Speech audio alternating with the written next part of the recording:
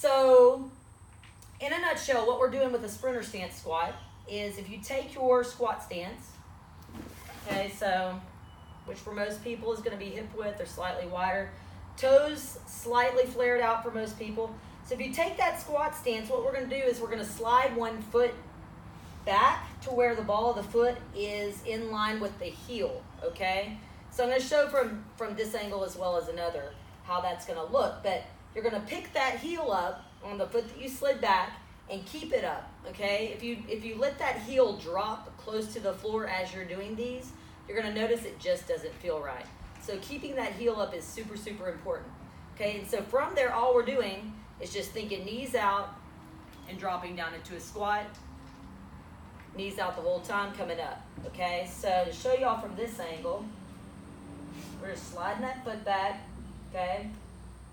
Keeping that heel up, and then just dropping down. So the flat foot is the leg that's doing the bulk of the work. You can consider the foot that's slid back as kind of being, it's helping out as far as balance goes. It's also getting some benefit too, but the bulk of the work is being done with this side that's not slid back. Okay, so with that said, what we can consider with this is that it is a unilateral variation. So that's awesome. Again, going back to what I said at the beginning of this video, if somebody has an imbalance between left and right, we can work on that a little bit more.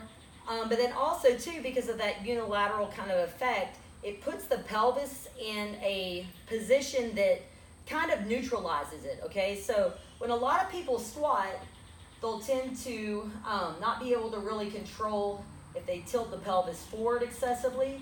It's hard for them to contain this canister, so to speak, of the torso, okay? So ribs will flare open, pelvis dumps forward.